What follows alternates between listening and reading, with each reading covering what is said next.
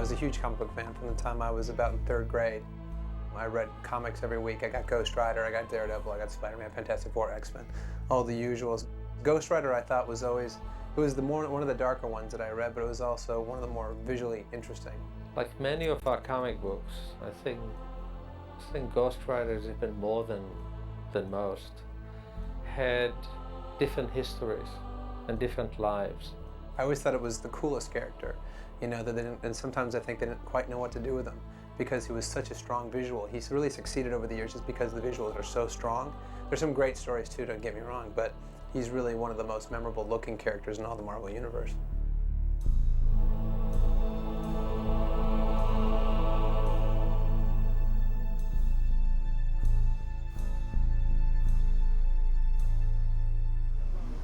Hi, welcome to Melbourne, Australia, where we're shooting Ghost Rider. Let's go onto the set and I'll show you what's going on. Excuse me. We're here in a cemetery, actually the Melbourne Cemetery, which is one of the largest in the world. And if you see out here, it's an unbelievable set that we didn't have to build most of. Right over here is the active set where we're lighting, and it's just a beautiful, beautiful environment. People aren't going to be able to believe that we didn't build it, but it was there and it's for the taking, so we took it. X-ray Alpha, take 3, camera B. Action! Carter Slade. Legend has it he was a Texas Ranger, man of honor. But he got greedy, down himself, waiting on the gallows. Actually, this movie has a unique history. Many, many years ago, it was always the iconic image of the Ghost Rider and the idea, the literature, the great story of the Devil Daniel Webster. It's always very attractive and attracted interesting people actually to the project. It had its own angel watching over it, so it wouldn't get done in the wrong place, in the wrong way. And the people that are involved, this team that we are together, it was almost preordained in a weird way. You start with Mike DeLuca, who just came on as a producer. When Michael graduated NYU Film School, he wrote the script, and it was The Ghost Rider. It was just a happy coincidence that when I got to Columbia, the project was already here, and Mark Steven Johnson was already on it, and there was an opportunity for me to come aboard and help them produce it. First, we were looking at the comic book, and then we were looking about sort of paring it down to the simplest version that we could tell a story around that wouldn't totally hamstring us. Because if there's a lot of canon in the books, and if you try to use all of it, it cripples you. So we just started finding the stuff that we connected to. We loved Johnny Blaze. We loved that he made a deal. Once we came up with the idea of the Devil's Bounty Hunter, it really all made sense to me. You know, because in the comic, the devil gave Johnny these powers, and then Johnny used those powers to fight evil. It never really made sense. But once I came up with the idea that, you know, once in a while things get out of hell that don't belong here, the devil has to call upon the Ghost Rider to bring them back. He works as a tracker, a bounty hunter, and that's why the devil gives him those powers. You all right? Yeah, I'm good. I feel like my skull's on fire, but I'm good. Thanks for the water. Have you seen my bike? Did I say something funny? Ironic. It's pretty incredible, actually, working with Nick. I was a fan long before I had this opportunity, and I mean, back from Fast Times at Ridgemont High, I mean, early on. And I can only tell you, after my 2-week stint here, it was an unbelievable experience working with him. Who are you? Who are you? You are the rider. Get used to it, kid. Be a lot easier. Nick has been close to doing a number of comic book movies, most memorably Superman, which is very close to going. And cut! Terrific. Print that. Awesome. And I know he was close to Constantine, and he had flirted with a few other things. But when I met with him on this, he said this was always the one. This is always the one that he wanted to do. Yeah, I'm good. I feel like my skull's on fire, but I'm good. Thanks for the water. Nick Cage, to him, this is literature. To us, it's literature. So we felt first that was a given, because that was a long journey waiting for this movie. What am I talking about? It's probably 10 years of talking about it. When you meet Nick and you see the clothes he wears, he dresses like Johnny Blaze. He has said to me before, this character is as close to anything he's ever played to himself. And it's true. It's like when we were, costume fitting him, I kept saying, look at Nick's clothes. Because not a lot of people can carry off the leather jackets or leather pants or some of the things that Nick wears. You don't get any cooler than a motorcycle stunt cyclist dressed head to toe in black leather with a flaming skull for a head. It's a great, iconic visual image. And it struck me that way when I was a boy. I remember having the first issue of Ghost Rider and looking at it and wondering what this was all about and how complicated and alternately frightening and exciting at the same time. And thinking that scary looking image is actually a hero. And I would play on my bike, and I guess I set the postulate when I was 8 that I was Ghost Rider. Took his contract and hightailed it out of there. He stole it. Can I say something about this? Hightailed it out of there, I think it's as bad as fled. Just the only way of saying it. Can we just say left? Took it and left. I initially had a meeting with Mark. We didn't talk so much about portrayal as we did just kind of what he envisioned this guy as being. On some levels, it came out of baggage that I carry with me in my career. It's baggage that a lot of people have kind of looked askance at over the years. I've had moments of feeling like I was boxed into it a little bit, but on the other hand, I mean, I can draw a line from job to job over a 33-year career that if it weren't for that baggage that I bring to it, I probably wouldn't have worked much. I told you to stick around here. Is this thing ever going to end? It'll end if you can catch him. I really didn't have anybody but Sam that I wanted to play caretaker.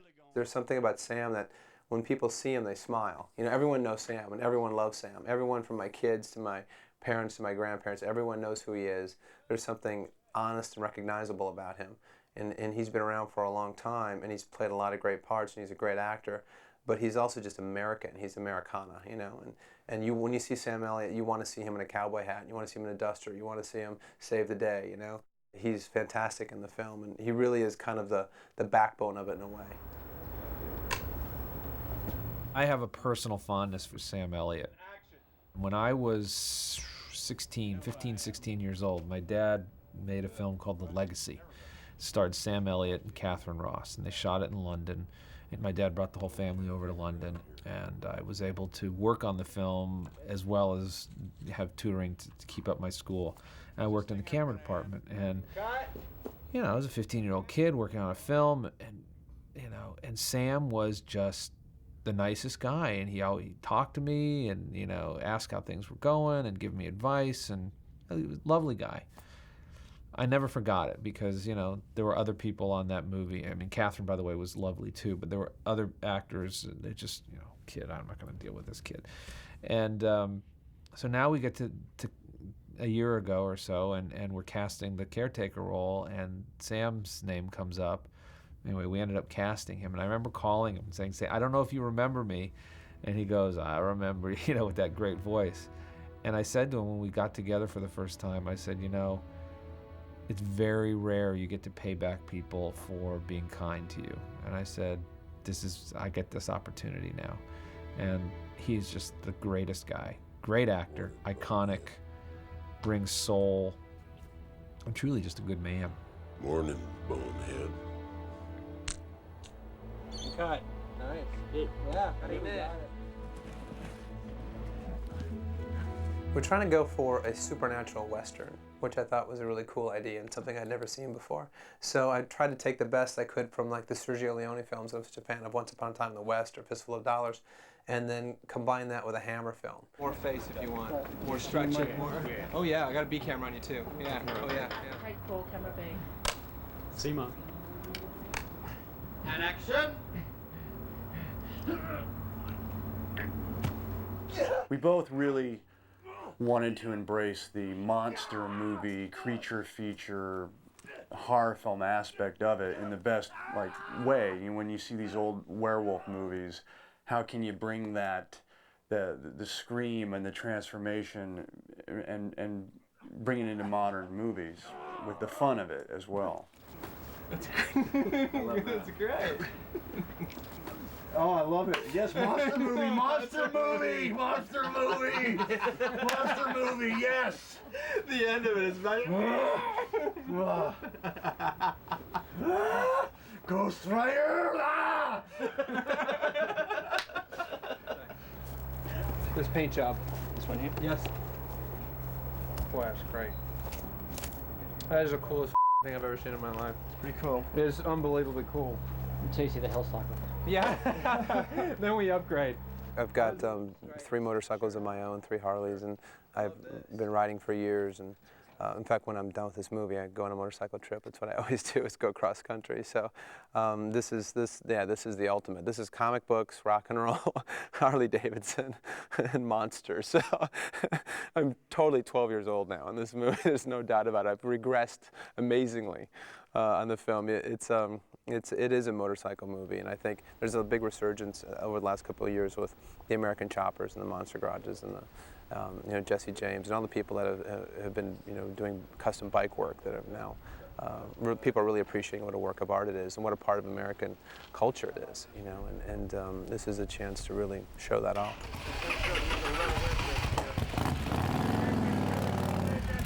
Race is actually based upon a classic bike which we all admire. It was Peter Fonda is very much involved with, and we took a classic hardtail Harley Davidson and then ever so slightly customize it to what we needed to do.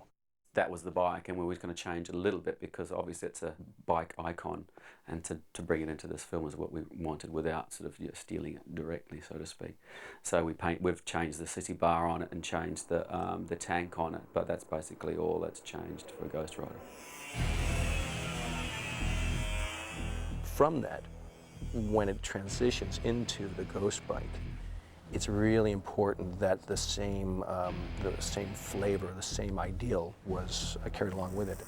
We had no time, as you do on films, and I had about a week and a half to find a chassis, to work out what motor to put into, what wheels we'd use, because I had to hand it over to the model department so they could start sculpting a clay body and to take the mould from.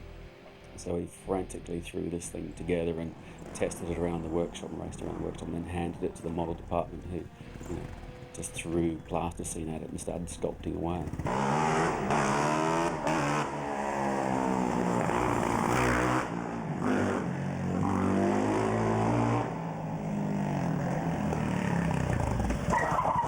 This is the prototype of the Hell Cycle.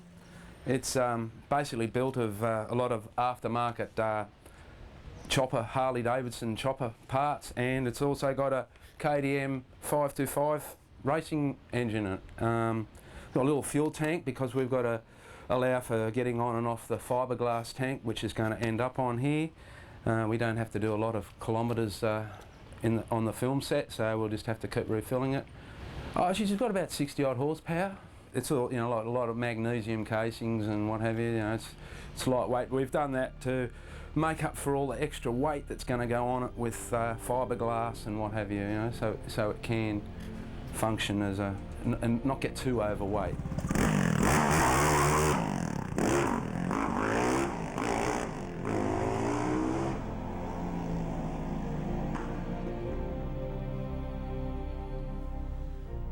The best thing for me about Mark was how passionate he was about the character and about the whole project, and how much faith he had in it when other people probably wouldn't have that much faith. I mean, if you really think about it, it's something that a lot of people might be afraid of, but he embraced it with everything he had. I still got one ride left in me. Action. Let's do this, baby. Cut. Also the detail. He would create these previs sequences, which is kind of like a digital early animation storyboard, if you will, of what the movie's going to look like. And I knew then that he was going to have some very exciting sequences.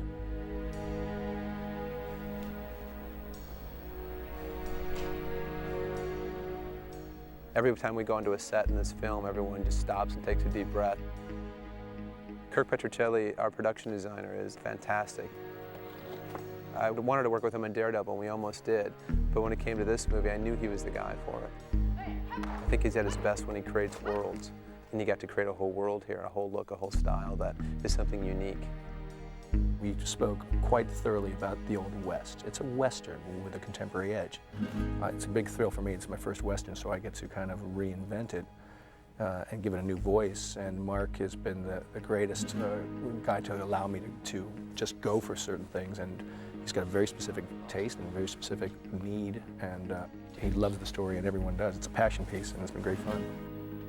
Angel's only in there, boy. Really? You got a problem with that? As a matter of fact.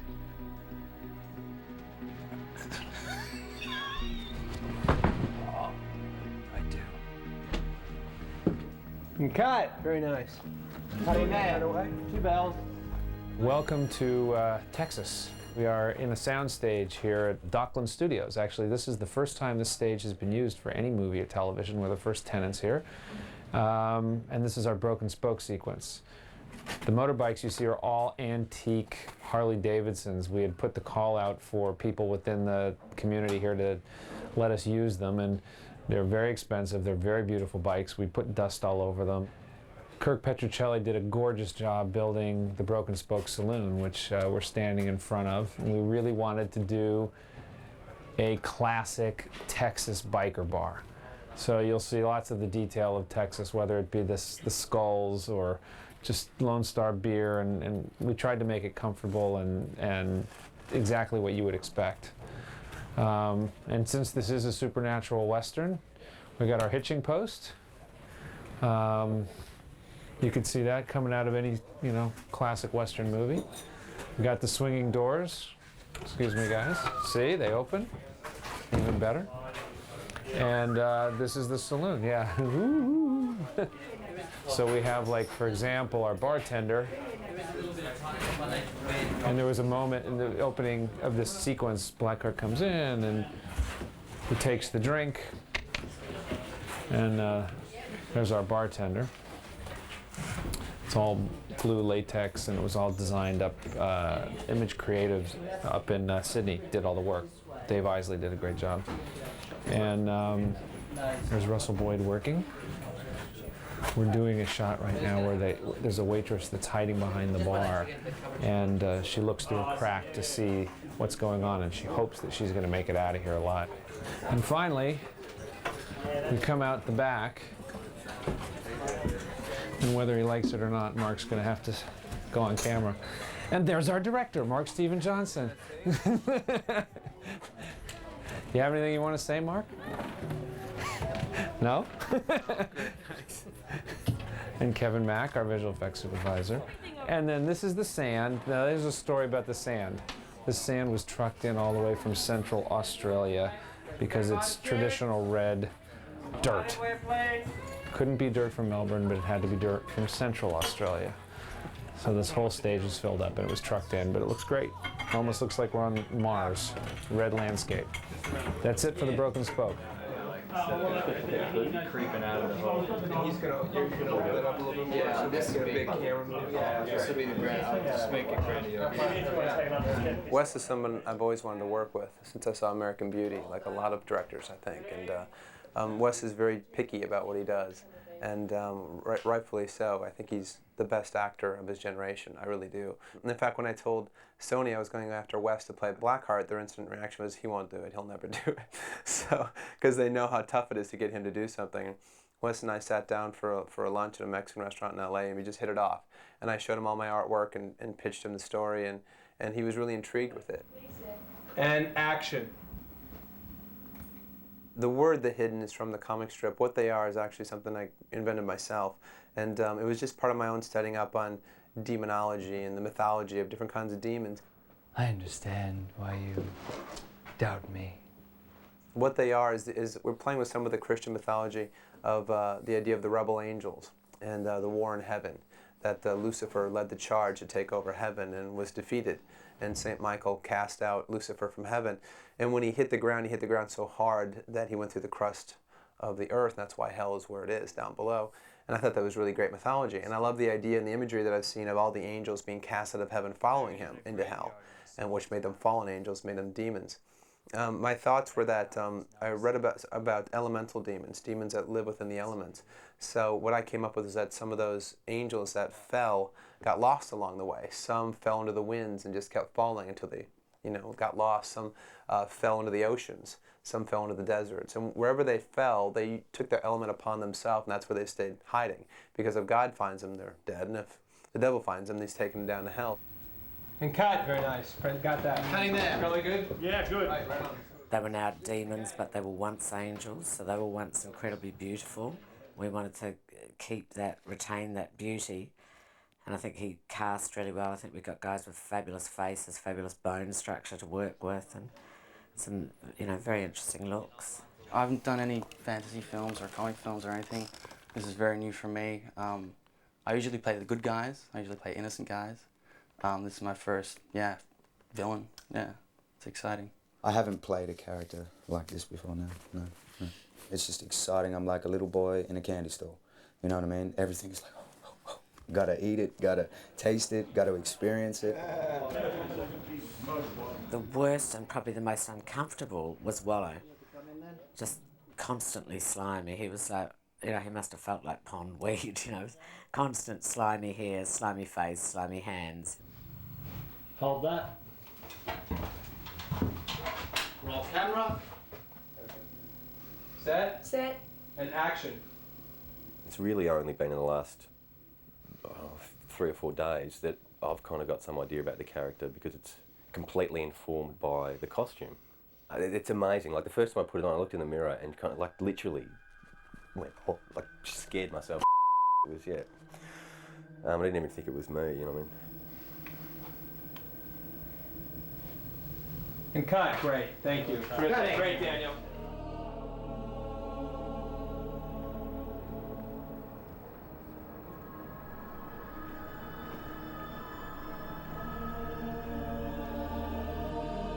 This is all good, so we'll just let you know. Remember, I want him alive. I'm not doing so. Well, Peter Fonda is another one like, Sam Elliott, who's just an instant icon. Apart from Easy Rider, which immediately links you to this kind of motorcycle culture, he just has a cool factor because, he came of age as a movie star in the kind of counterculture atmosphere of the late 60s and the early 70s, and he carries with him kind of a weight and a rebellious spirit that I think that go with the movie really well. And he was one of the last people that we cast in the film, and if I'm not mistaken, I think it came from Nick as well. This was a role that we were circling. We hadn't really figured out who we wanted, and I think Nick brought up Peter. Sure. Okay, let's camera up, please. You look great. Stand by for rehearsal. The idea of getting Captain America from Easy Rider and flip it so that now he is ultimate evil. I thought it was a fun idea, and we've had a blast with it, and in fact that's what led me to make Johnny's chopper, his father's chopper that he rides in the movie, Nick's motorcycle, actually patterned after the Captain America bike. Except for the paint job, it's an exact replica. Sound speed. 50, take 1. And to the point when the devil shows up to see Johnny Blaze again, he gives a little look down and says, "Oh, Johnny, nice bike." And it's a fun little in-joke, for the people for the fans of Easy Rider like myself, and we've had a lot of fun with that throughout. Stay away from me. A little late for that. Nice bike. I knew about the Ghost Rider story, and I had read many of the comics. This all happened very quickly for me.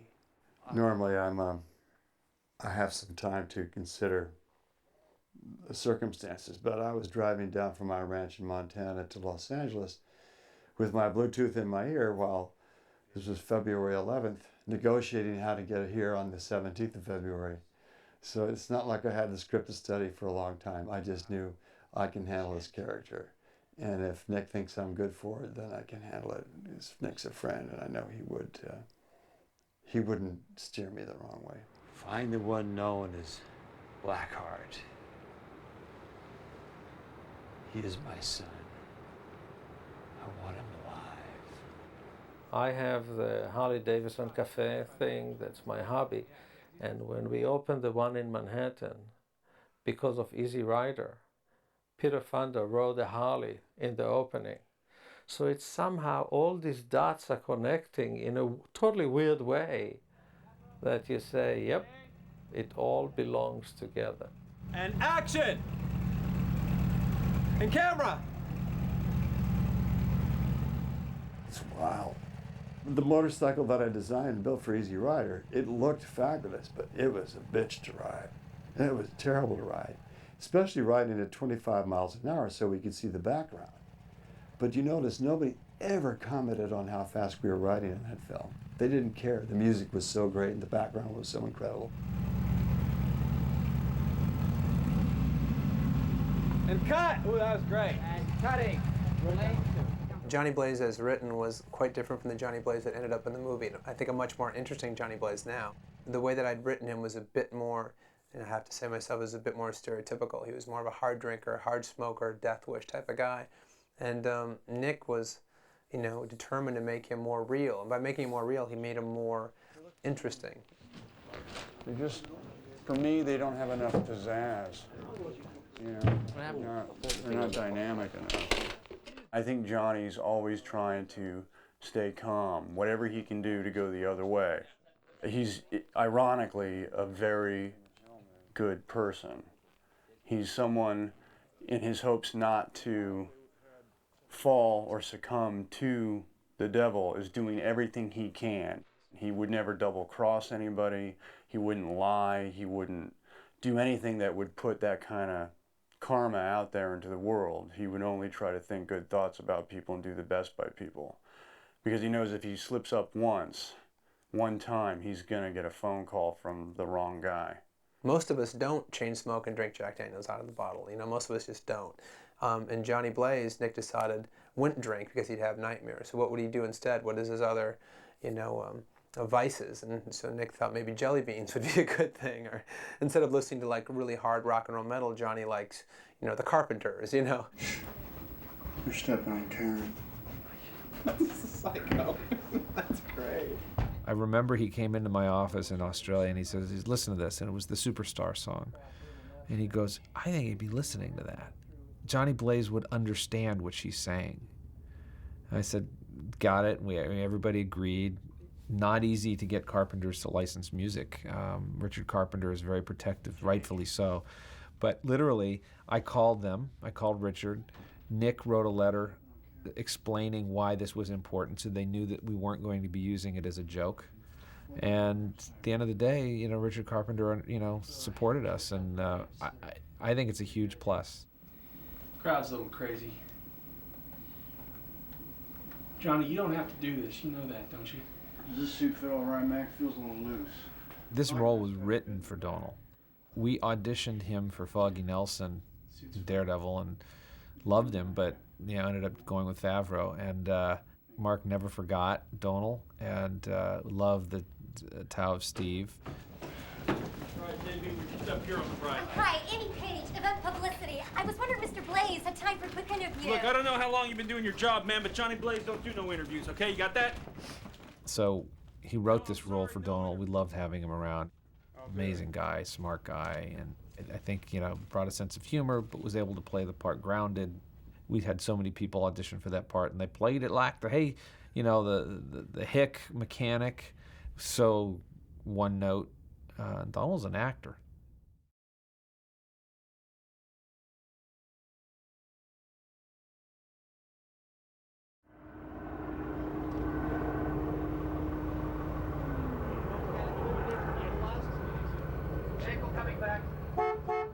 It's really awesome. We worked out a freeway that they're building here, and it's unfinished, and so they let us take it over. So we have the full freeway to ourselves. So we made up all of our construction crew, and we have all of our obstacles, and Johnny's going to ride like Evel Knievel or like, you know, Tony Hawk. If we had to do this on a regular highway in the city, it would have been an impossibility. They could never have diverted the traffic. We brought cows in yesterday. We did some great shots with the cows reacting to the scene, and it's warm, and it's the end of March, so we're lucky. Our DP You know, after Master and Commander, he could have rested or done whatever. He just loved the challenge and the look of it. I think the thing that attracted me to it was the fact that it was from a comic book, and I'd never, which is giving me a bit of an opportunity to be a bit more expanding on realism, if you like. My work mostly is in more realistic subjects, and this being a comic book gave me a bit more scope. They wanted me to take a look at the scene to see what I wanted to do with the motorcycle and what the flirtation would be like. And I had just seen the first stunt cyclist, who I think is one of the greatest motorcyclists in the world, Rob, who is Australian, he lives here, do these fantastic acrobatics on the motorcycle that he started doing when he was 3. Him and the machine are cyborgs. They're connected.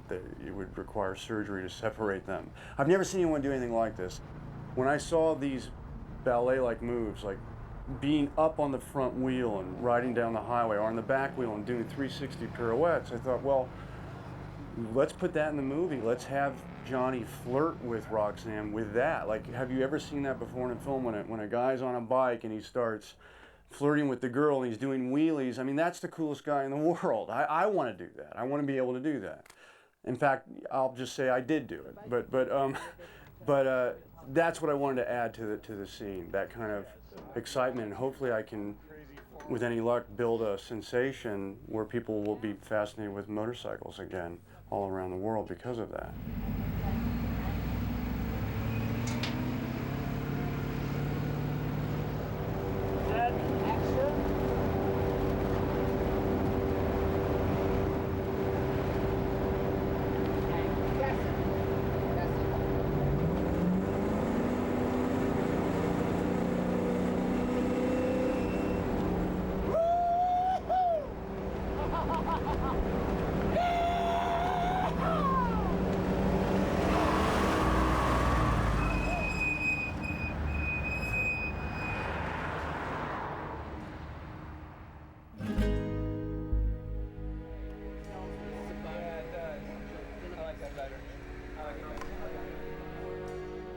I actually signed on without a script.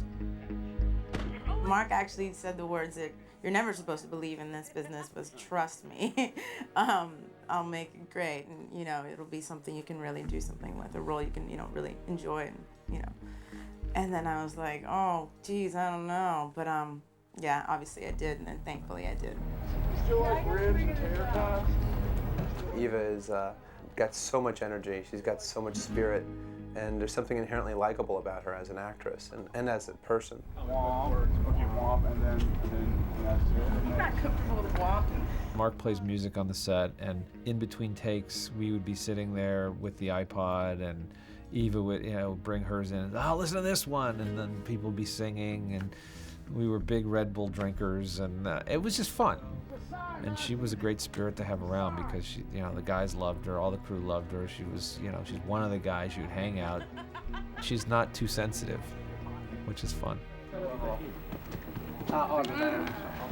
This is crazy. You are crazy. You know, I don't have time for this, Johnny. I have to edit my piece. You could have said no. When they asked you to marry me, interview me, you could have said no. Let's cut it. Go back to the beginning. Cutting that. Yeah, reset. When they asked you to marry well, you had them ask me, that's why I said no. I am sorry. You should have asked me yourself. I never try to think about it as light or dark. I just try to think about the best story to tell. And for me, the subject matter is inherently dark, you know, selling your soul to the devil. And the transformation process and what the Ghost Rider looks like is all really heavy stuff. But it's also funny to me, so I see a lot of humor coming out of it naturally to balance the darkness. And you need both. I think the best horror movies have a lot of comedy in them, you know, and the best thrillers as well. You need that release, you know, from all the tension. When they asked you to interview me, you could have said no. You could have said no. I'm saying that means something. Sorry. They're all right. We're on the side. Nick understood that, by the way, and as we were making this film, completely, in various areas throughout the film, improvised on things because he knew that if it was going down that narrow pipe, it wouldn't be the big blockbuster film that we all wanted to make. He knew there had to be a sense of humor. He knew it couldn't just be relentlessly dark. You know, the reason they call it the past is because, well, it's past, it's over, it's done. So he would do scenes, we'd do takes, and he would do it as scripted and all, and then he'd say, give me one or two and let me play. And he'd come up with some lines. We'd all be laughing, or we'd say, wow. A lot of them are in the movie. There's a restaurant in my hotel, the Plaza, 8 o'clock. Yes! Yes! It's fun. Howdy. Hi. I want to talk to you because I haven't seen you forever. Let's get some dinner. You still like Italian? You still like ribs? You still eat catfish? Constantly. This is crazy. Yeah. You are crazy. Well, sure. Nothing's ever too dark for a joke. You know, there's no such thing, and he lives by that. I made it. Congratulations! Why are you being so mean to me? Pull over. Just to see him, you know, in the choices that he makes when he's in a scene, he's out there, and I so respond to that. I think it's really cool.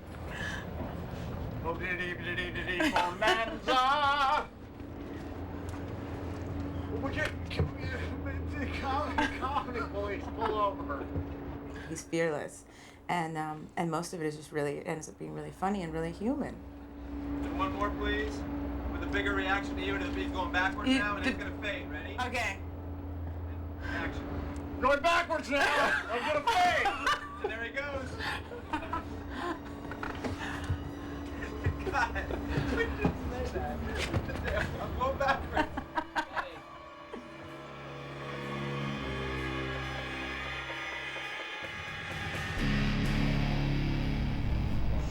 First impression of this set is this is my favorite set of the movie so far. This is, what's really cool about this for me is this is the first scene I ever wrote almost 2 years ago. This is the introduction. It was page 1, fade in, Johnny Blaze. Later I added in an origin story with him as a boy, but this was always the beginning of the movie for me. And so to see it is really a trip because it's been a long time coming.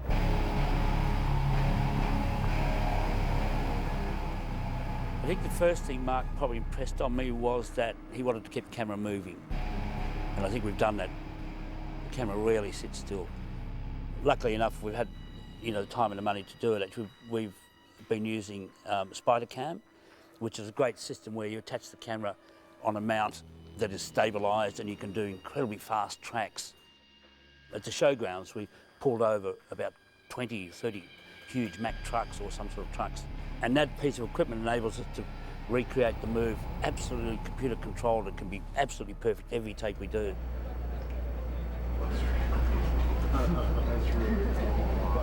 Isn't it cool?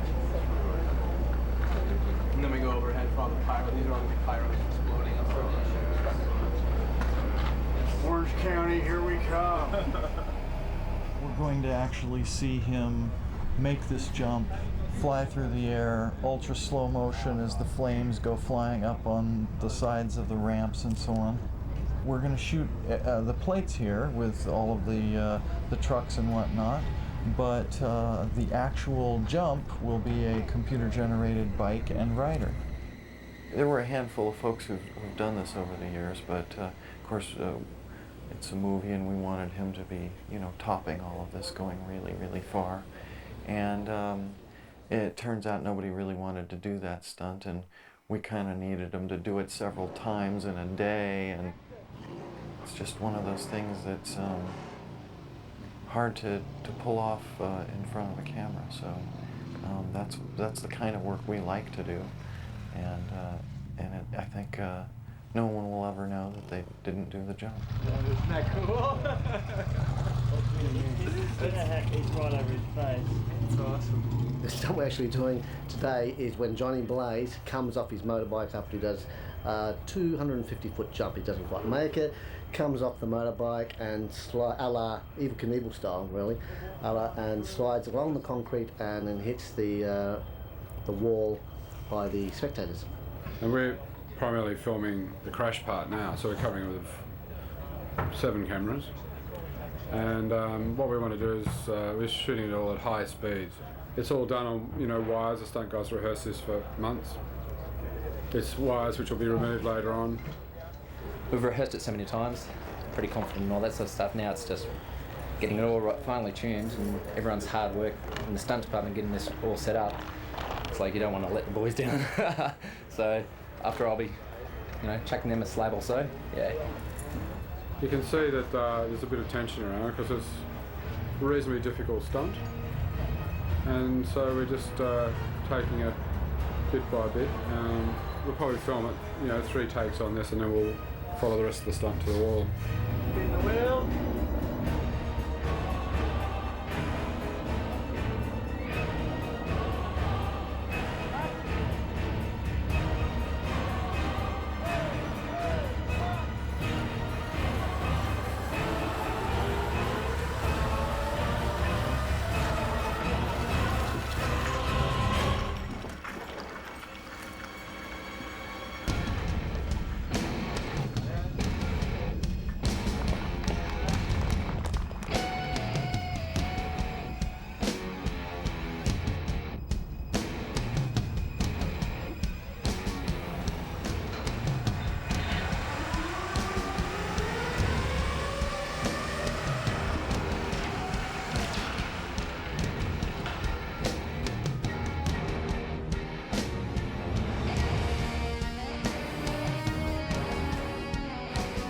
And action!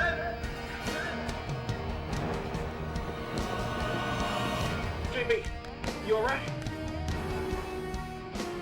Is the back okay?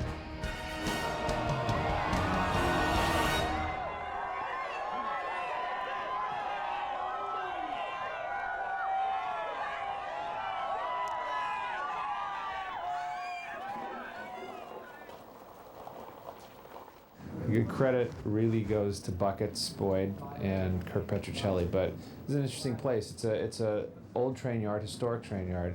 It's run now by a non-profit, mostly volunteer force of labor of guys who find old trains and restore them. And we were looking, originally this was supposed to take place in an alley, and there was a police chase, and we've seen that 1,000 times. And this was a, come on, get in the car, we got something to show you. And we got here and we couldn't believe it. Roll sound. See camera marker. Right. And action!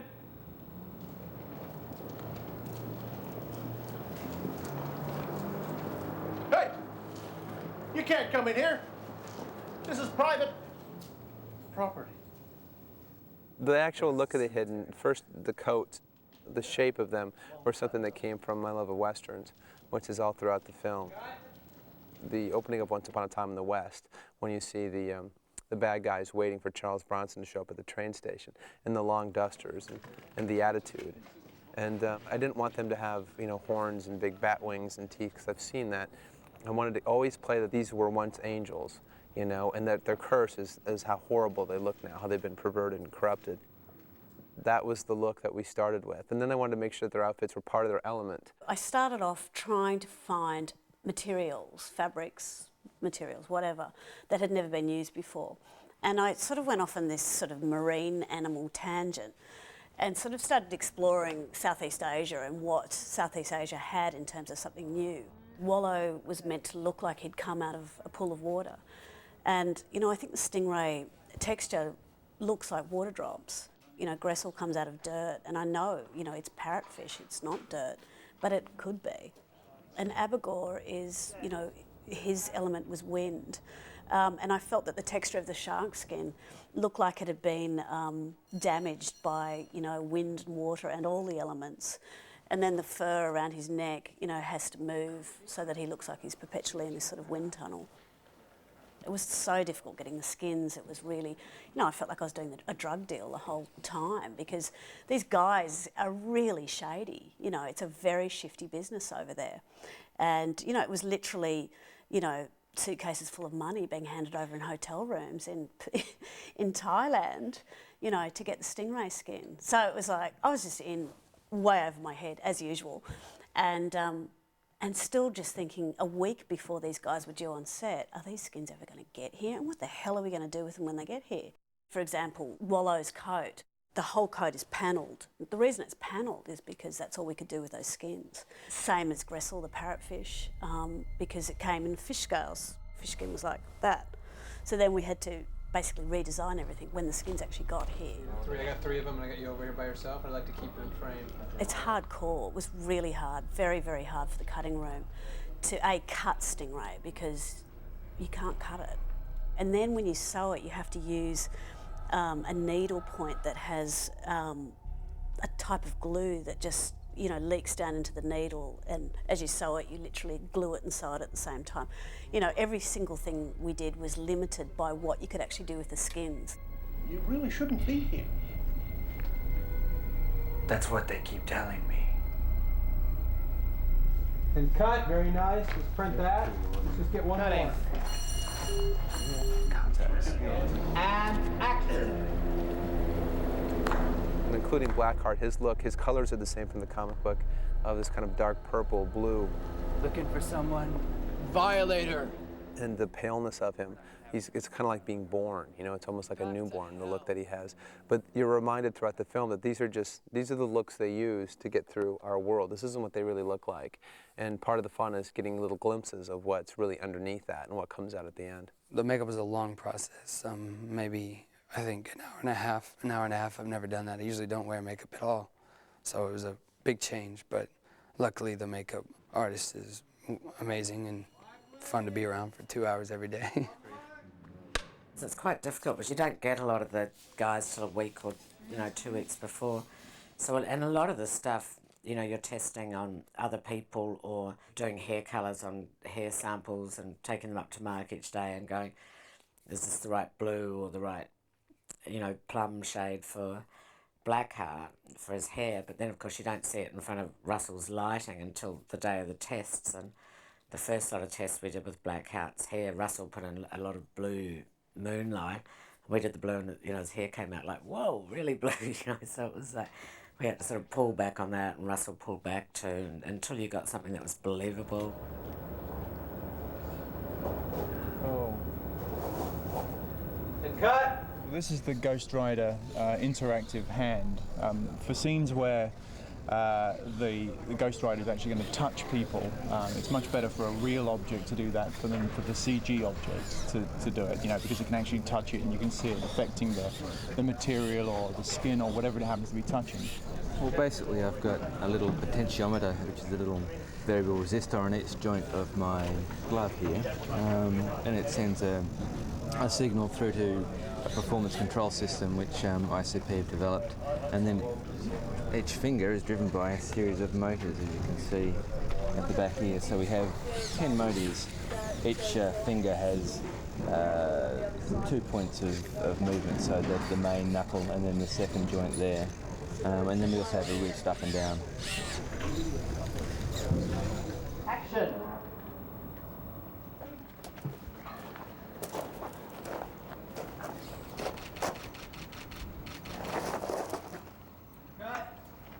Eddie is Nick's stunt guy, and you can see he's got these LEDs around his neck. This is green screen neoprene. And what we'll do here is that gives interactive lighting. When these turn on, they'll shine lights around his body. We'll also have some on the wrist. You look down here, you can see him here. And that'll be the clue for the fire to come in. And they'll digitally replace his head with the skull. Everything Eddie does, any motion he makes, the skull will be exactly the same. So it's a really important job. 3, 2, 1. It's the most expensive movie I've ever produced. You can't help but not have nerves, but you also have to be confident with what you're doing. Okay, so I come up, right? Right. And then my feet go, right? Mark has spent a lot of time trying to get this right, and in terms of the comic book genre, it's the second film, it's the sophomore film, it's an important film. He's dedicated almost every ounce of energy and time over the last year and a half to it. He deserves it. Everybody deserves for this film to work.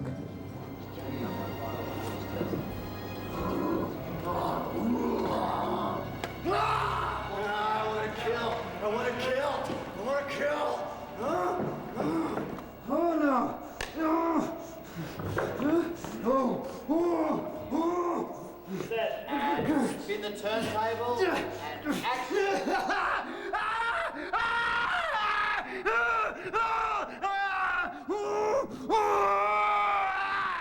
Nick's never afraid to go for it, and that's one of the things I admire most about him, is that so many actors, their vanity comes into it. Oh, how do I look silly? How do I look?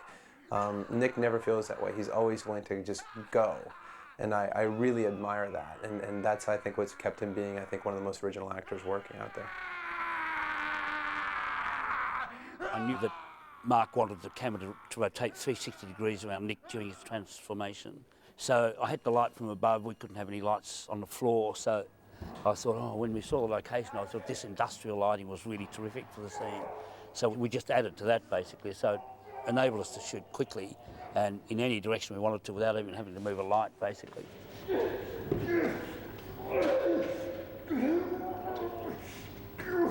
What you got, man? I've got a present for you, baby. Yeah. Mark? Guys? Yes, Kurt? I'd like to introduce you.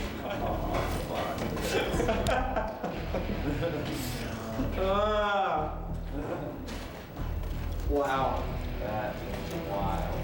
Wow. Hey, these guys did it. I think right here is worth the price of admission. I've never seen anything like it. We looked at renderings, we looked at pictures, but when you see it in person, full size, it's awe-inspiring. It's been a long time coming, man. It's unbelievable. This is the first project we talked about many, many years ago. As you can tell, I'm getting sick from all these late nights. You know what I love about this? The cigars. It's so tough to take an inanimate object and make it alive. Now we gotta get a black Carmobile. You saw the bike. Black Carmobile. Like a Prius. Maybe. Yeah. Like a purple Prius to conserve. The Hell Cycle is it's really quite a piece of art. It's different from the Hell Cycle in the comic book. It's I think got a lot more style to it, and it's a lot more interesting. It's a little bit Geiger-esque. It's between machine and animal. It's definitely a motorcycle, but it's got a lot of personality, and it's really impressive. Now let's see if we can drive it. That's all that's left.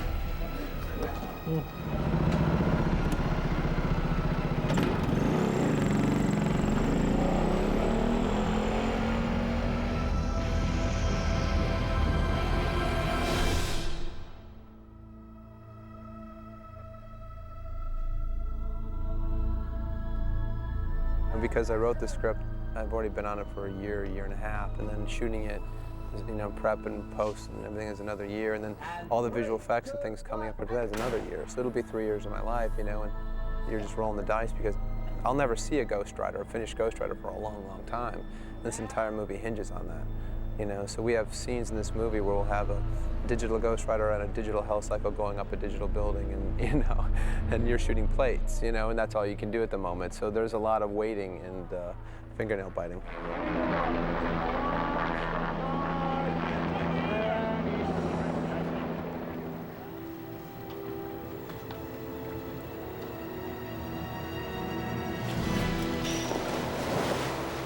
The movie is very much a fable in that we never mention, the year. We never mention where we are. We say it's Texas, but we just call it the city. It's never mentioned as Dallas or Houston or San Antonio, because it's none of those. It's our own look. So many of the superhero movies are set in New York City, or Gotham City. I really strive to make sure that you couldn't put your finger on it, that this could become another world that you get to, have entry into and visit.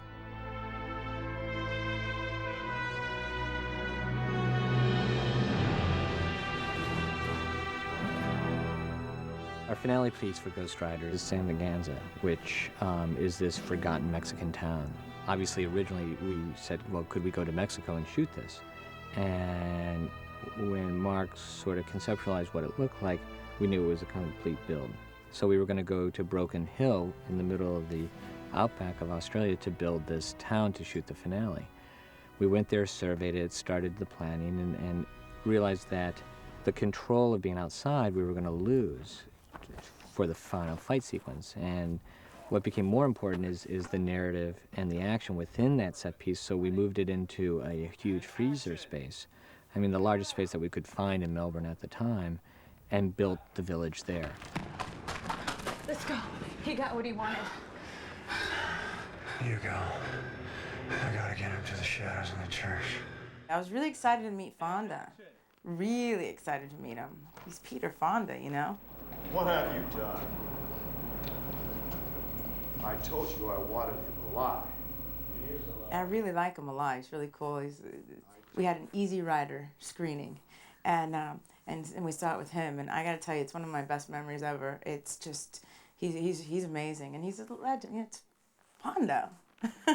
It's really cool, and I don't get starstruck much, but this is something that I just felt like, you know, he was really doing something different back in the day, and I love him. I'll be waiting for you, Al Pacino.